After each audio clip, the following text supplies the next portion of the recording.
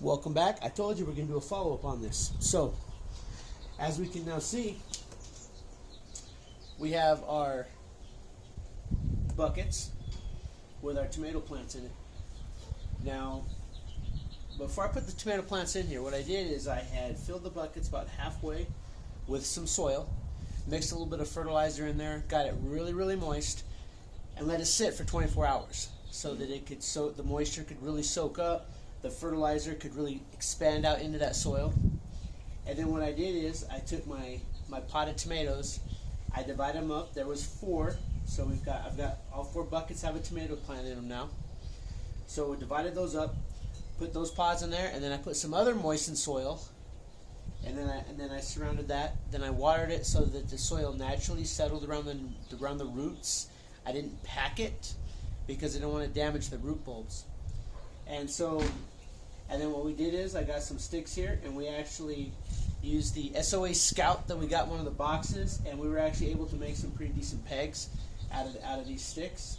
And so we tied it up with some hemp, with some jute twine, not hemp, but some jute twine. Jute twine, an amazing survival piece of just twine. And we'll talk more about jute twine coming up in some future videos. But so there we got it. So this is what you do. And then these buckets, the way that right now they're in the shade, because being that we live in the desert, I don't want them to be in the direct sunlight all the time. But when the sun is setting and it's not quite as direct, like just that searing heat, as it comes down through here, the sun will come into this way, and then we'll get the photosynthesis going. Now, something else that I want to show you is this.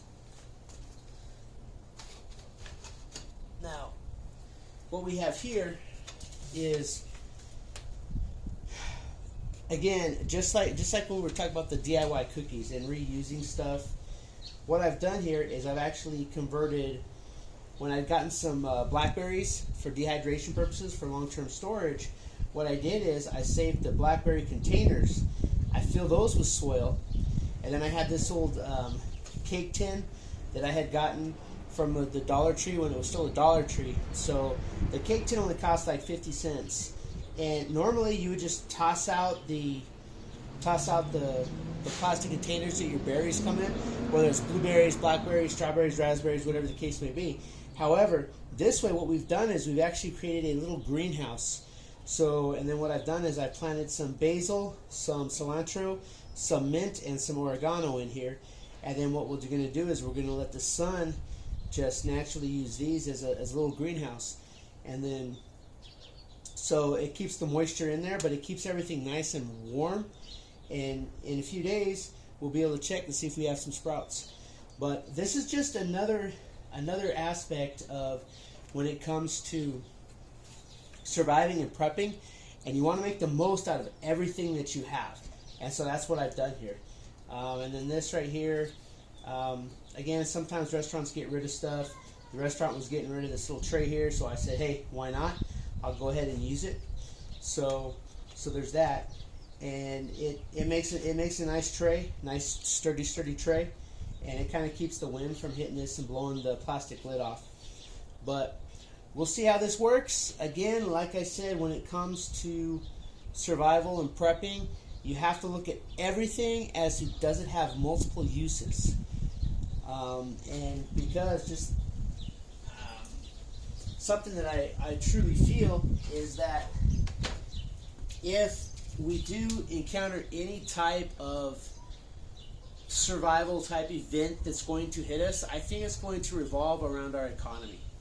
So, I mean, yeah, the government likes to change definitions, so they want to say that we're not in a recession, but we're in a recession.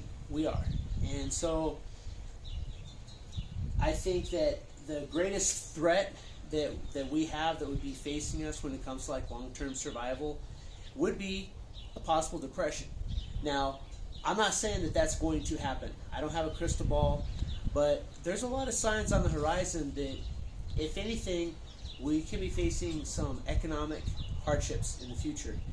And one of the things that we can really look at is, if you look at the Great Depression, what people did and there's a lot of videos out there on YouTube. A lot of times I'll just watch some depression videos as to how people survive, and it kind of comes down to the reason for like these buckets and saving the containers that the berries come in and reusing those. Just, you know, reusing your cans for other things, because one, we work hard for our money. We all do. And so every penny that we spend is critical. And so the more you can get out of any item, the better use of your funds.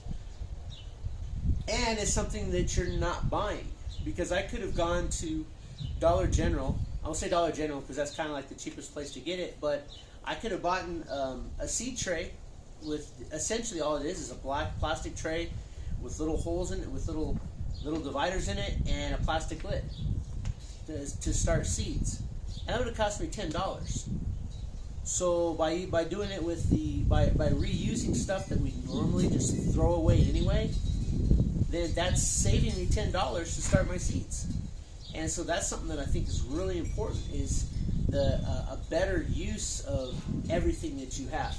Now, yeah, I know. People are going to say, yeah, but you buy a mystery SHTF box. Yeah, but it's fun and people watch those videos. So it's kind of like, you know, is it really worth it? You know, you guys are watching the videos, so yeah, it's worth it for me. So that's how I know that's the biggest bulk of my viewers is through opening up these different boxes and stuff.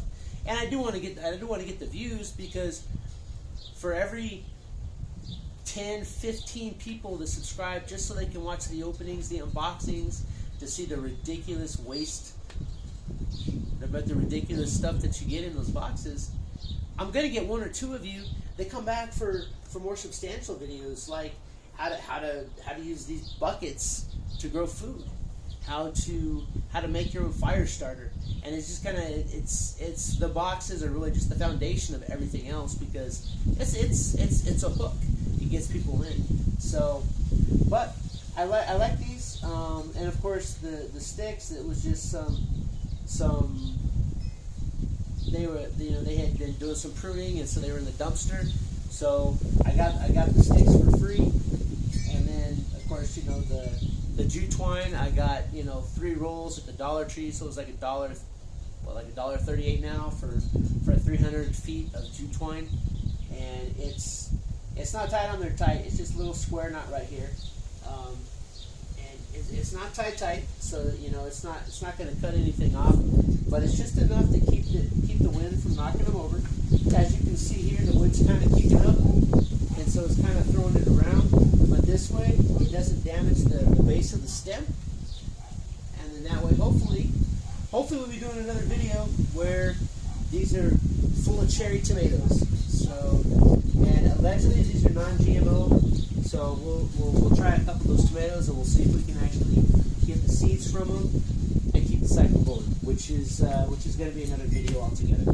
But thanks for watching. I know this wasn't exactly an exciting video, but I did say we were going to do a follow-up after I drill the holes in the buckets, and so this is what we got.